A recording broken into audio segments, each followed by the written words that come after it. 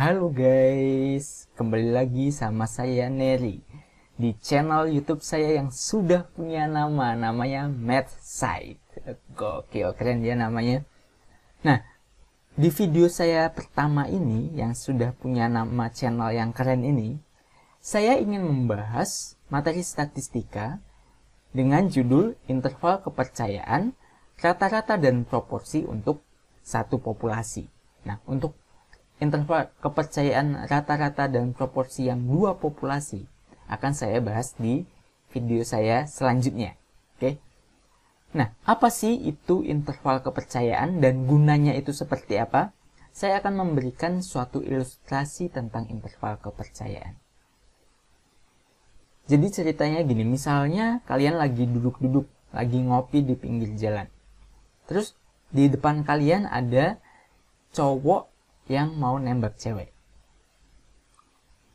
Nah, di sini kalian pasti akan melihat apakah si cewek akan menerima si cowok. Contoh misalnya, wah ini cowoknya ganteng, tajir, terus baik. Nah, pasti itu cewek akan menerima cowok dengan pengamatan yang sudah kalian lakukan sebelum-sebelumnya. Oke, nah di situ merupakan suatu interval kepercayaan. Dengan kata lain, wah ini cowoknya udah ganteng, keren, baik, tajir. Pasti gue yakin 95% atau misalnya 80% si cewek akan menerima cowok. Contohnya seperti itu.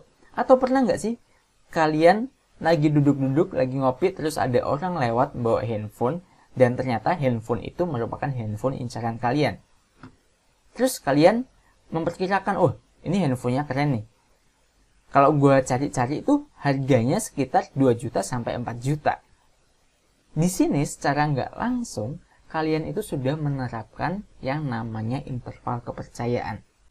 Kalau di Wikipedia atau di Google, saya lupa ini carinya di mana, saya kayaknya di Google. Interval kepercayaan itu adalah suatu jenis perkiraan yang dihitung dari statistik data yang diamati.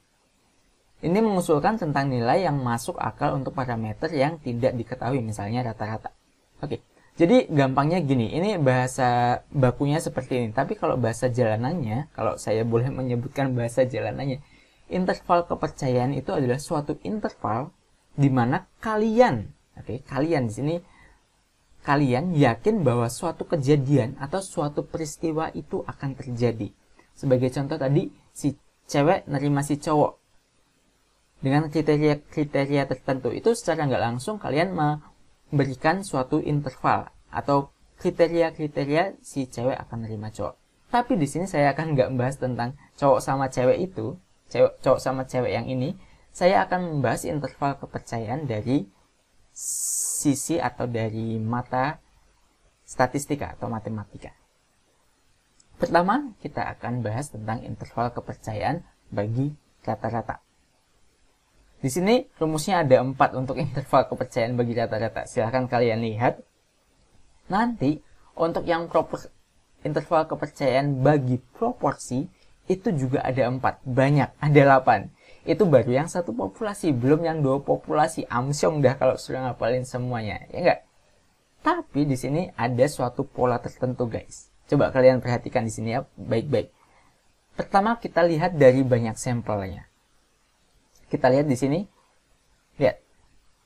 Di sini ketika banyak sampelnya lebih dari 30, oke, kita menggunakan tabel distribusi Z.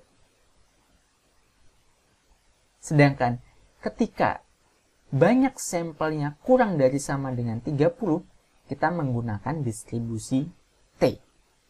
Gitu ya.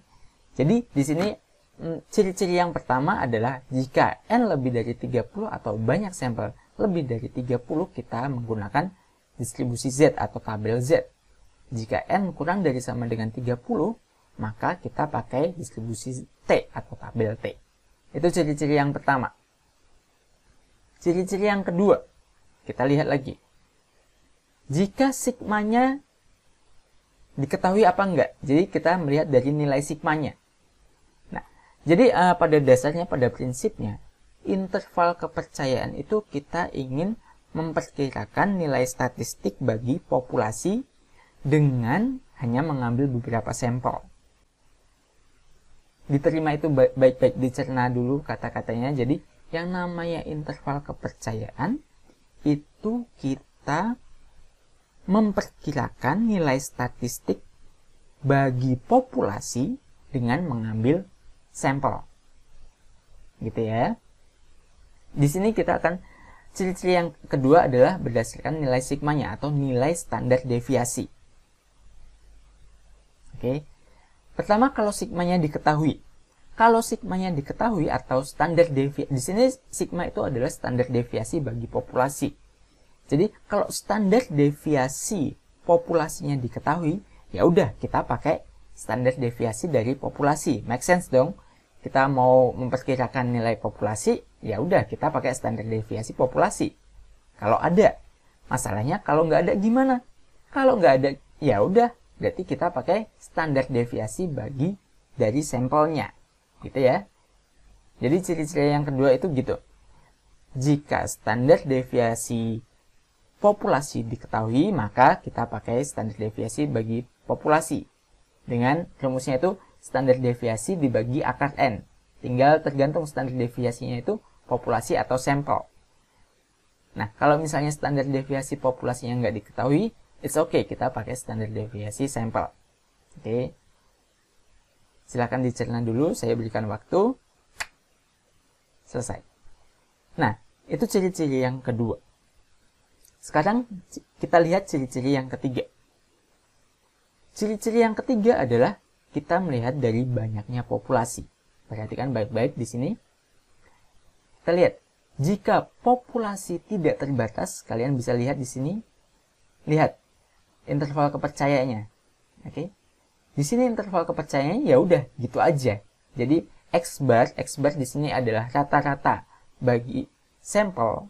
Jadi X bar itu rata-rata dari sampel dikurangi distribusi Z atau distribusi T tergantung dari banyaknya sampel dikali sigma per akar N atau standar deviasi dibagi akar N tergantung standar deviasinya populasi atau sampel. Udah selesai, gitu aja kalau populasinya nggak terbatas. Nah, sekarang masalahnya kalau populasi terbatas, maka ada pengali. Kalau boleh saya katakan itu sebuah pengali.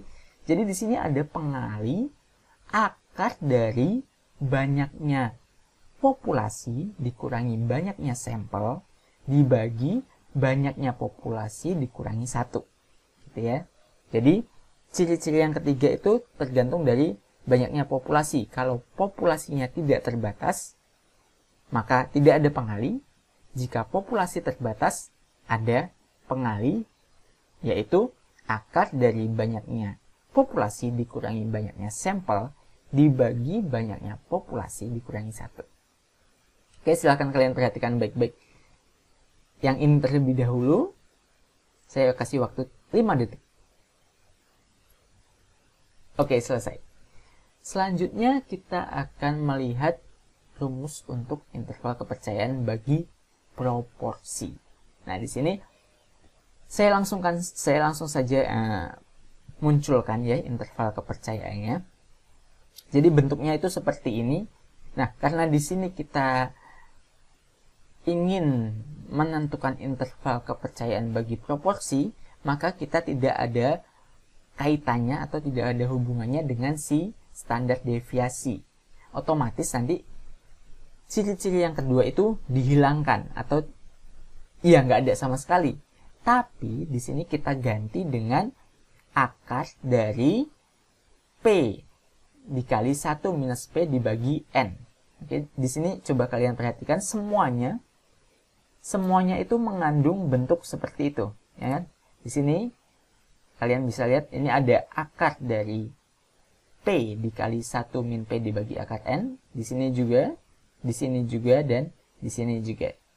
Jadi untuk proporsi itu pasti ada akar dari P dikali 1 min P per N. Gitu ya. Nah, sekarang banyak populasinya. Sama. Jadi kalau banyak populasinya tidak terbatas, nggak ada pengalinya. Banyak populasinya terbatas, ada pengalinya di sini. Akar dari banyaknya populasi dikurangi banyaknya sampel dibagi banyaknya populasi dikurangi 1. Distribusinya seperti apa? Distribusinya ya tergantung banyaknya sampel. Kalau banyaknya sampel lebih dari 30 ya pakai distribusi Z. Kalau banyaknya sampel kurang dari 30 ya pakai distribusi T. Seperti itu, oke? Jadi, di sini kalau boleh saya rangkum, secara umum bentuk dari interval kepercayaan itu seperti ini.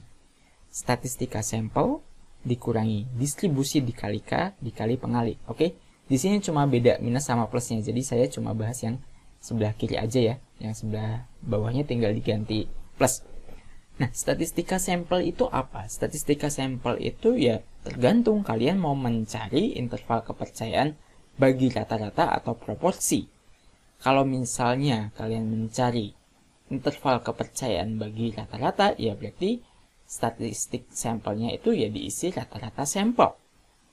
Kalau kalian mau mencari interval kepercayaan bagi proporsi, berarti statistik sampelnya ya diganti jadi proporsi sampel. Gitu. Selanjutnya, distribusi. Distribusi di sini tergantung dari banyaknya sampel yang ada. Jika banyaknya sampel lebih dari 30, kita pakai distribusi Z. Jika banyaknya sampel kurang dari sama dengan 30, kita pakai distribusi T. Oke. Nah, selanjutnya yang ketiga adalah K. Di sini saya nggak menemukan nama yang bagus, jadi saya kasih nama K aja. Mungkin ini kalau dilihat sama ahli-ahli matematika yang udah jago, yang udah ini ya mungkin saya ditertawakan, oke lah ya. Ini hanya penamaan aja. Kalau saya boleh, saya minta izin beri nama K gitu. Jadi K di sini adalah standar deviasi dibagi akar N kalau kalian mau mencari interval kepercayaan rata-rata. Kalau kalian mau mencari interval kepercayaan proporsi, ya dikali sama P dikali 1 min P per N. Nah, standar deviasinya apa? Ya, kita balik lagi ke tadi. Standar deviasi yang diketahui adalah standar deviasi populasi atau sampel. Kalau misalnya yang diketahui adalah populasi, standar deviasi populasi, kita pakai standar deviasi populasinya. Kalau misalnya standar deviasi sampel yang diketahui, atau kita cuma punya sampel, ya it's okay, kita pakai standar deviasi sampel. Nah, selanjutnya pengali. Pengali ini ya tergantung dari banyaknya populasi. Banyaknya populasinya terbatas atau tidak. Kalau misalnya banyaknya populasi tidak terbatas, berarti kita nggak perlu nambahin pengali ini. Oke, tetapi kalau misalnya populasinya terbatas, berarti kita tambahkan pengali ini. Akar dari banyaknya populasi dikurangi banyaknya sampel dibagi dengan banyaknya populasi dikurangi 1. Gitu. Nah, demikian video kali ini tentang teori dari interval kepercayaan bagi rata-rata dan populasi untuk satu populasi. Oh, sorry, bukan. Interval kepercayaan bagi rata-rata dan proporsi untuk satu populasi. Selanjutnya silakan kalian klik link ntar saya taruh di sebelah kanan atau sebelah kiri di pojok untuk melihat contoh soalnya atau pembahasan soalnya seperti apa. Oke, kita sampai di sini dulu guys. Sampai jumpa lagi di video saya selanjutnya tentang pembahasan atau contoh soal interval kepercayaan. Bye.